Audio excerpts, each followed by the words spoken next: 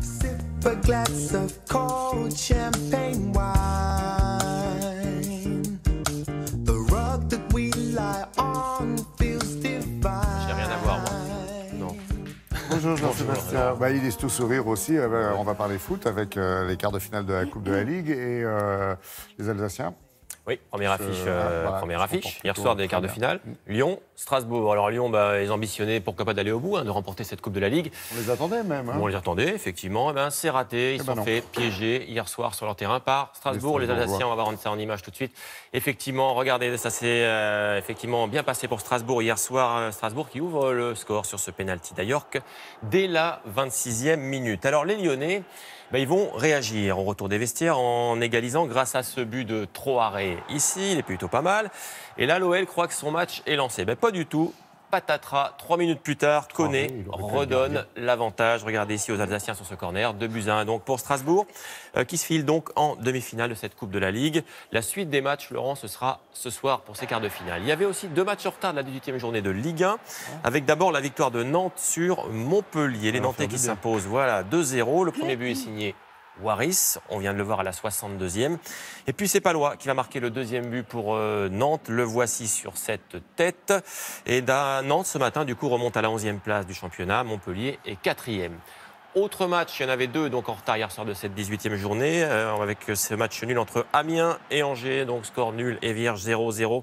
La plus belle occasion, elle est ici pour les Picards, on joue la 71e. Et vous allez voir cette frappe d'Amiens, boxée par le gardien d'Angers, ici. Voilà, ça ne veut pas rentrer. Score final 0-0. Ce matin, Angers 14e de Ligue 1, Amiens 17e. Voilà pour le foot. Ok, il y a du basket également hier soir. C'était des rencontres européennes pour les Français. Exactement, avec 3 clubs français sur les parquets hier soir. Il y avait Dijon, et tout le monde ce matin. Il y avait Dijon et Strasbourg qui jouaient en Ligue des Champions. L'un a gagné et l'autre a perdu. Il y avait aussi l'Asvel qui jouait en Eurocoupe, qui joue le top 16. Ça, c'est plutôt pas mal. Et ça, c'est bien passé. Bonne nouvelle. Donc là aussi, en image, regardez. Villeurbanne, donc en blanc, qui s'est imposé contre les Allemands de Ulm. 93-89. 4 points d'écart donc. Et ce succès permet à Villeurbanne de prendre la tête de son groupe dans ce top 16 avec 2 victoires en 2 matchs. Je vois que Nathalie toujours est intéressée par le basket. Elle adore le basket. Merci beaucoup. Allez, du tennis avec des Français pas franchement au top à 5 jours de l'Open d'Australie. On voit ici Lucas Pouille sur ces images qui s'est sèchement incliné à Sydney dès le premier tour. C'est un match de préparation battu donc par le Russe Rublev 6-2, 6-3.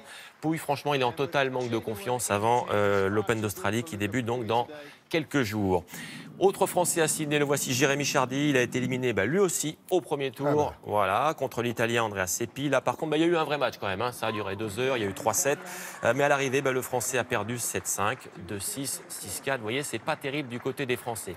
Seppi, c'est tout. Seppi, c'est tout. Et ça s'arrange pas non plus pour la voici, Caroline Garcia. Chez les femmes, on est au tournoi d'Hobart. Là, la numéro 1 française battue par l'américaine Kenin en 2-7, 6-3, 6-2. Caroline Garcia, elle qui n'a toujours pas gagné le moindre match en 2019. Voilà, l'Open d'Australie, ça s'annonce pas terrible pour l'instant, mais ça va s'arranger. Allez, on y croit. Dans l'actu également ce matin, petite image de ski avec le slalom féminin flat show en Autriche. Et un bon top 10 pour la Française Nastasia Noens, qu'on voit ici dans cette épreuve de Coupe du Monde. Elle termine 9e de ce slalom. C'est une Slovaque, Petra Vlhova, qui s'impose devant l'Américaine, la superstar Michaela Schifrin. 2e étape du Dakar. Oui, et ça se passe bien pour Sébastien Loeb. Vous savez, hier, on l'avait quitté un petit peu timide, ça ne s'était pas très bien passé dans la première étape. C'est le début. Là, voilà, ça y est, il est lancé, Sébastien Loeb. Il a remporté la 2e étape au Pérou. En voici donc les images de cette victoire de Sébastien Loeb dans les dunes. Là, c'est entre Pisco et San Juan de Marcona. Ça vous dit quelque chose? C'est au sud de Lima. Pisco, surtout. Loeb, il est sur une Peugeot privée. Il a remporté cette spéciale de 342 km. C'est sa 11e victoire en spéciale en 4 Dakar. Vous voyez qu'à force, il devient un spécialiste. Au général, il est 5e à moins de 2 minutes du Sud-Africain De Villiers sur Toyota.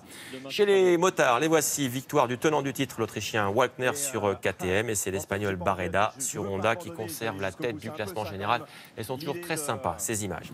Allez, on termine avec un trail un peu particulier puisqu'il se déroule sur la neige. On parlait de la neige avec Nathalie à l'instant. Nous sommes dans la station de Vars, dans les Hautes-Alpes. 182 concurrents au départ de ce trail blanc, ça s'appelle comme ça. 17 km, des décors somptueux, des vallons, des forêts, ils ont un peu tout traversé, c'est plutôt sympa. C'est un Français, Ludovic Pomeray, le voici, qui s'est imposé sur le parcours en 1h24, bravo à lui. Vous voyez qu'il y a de la neige, mais il y en a encore plus maintenant, comme ça. Voilà. Merci Jean-Seb, merci Nathalie pour tous ces sourires et ces bonnes infos.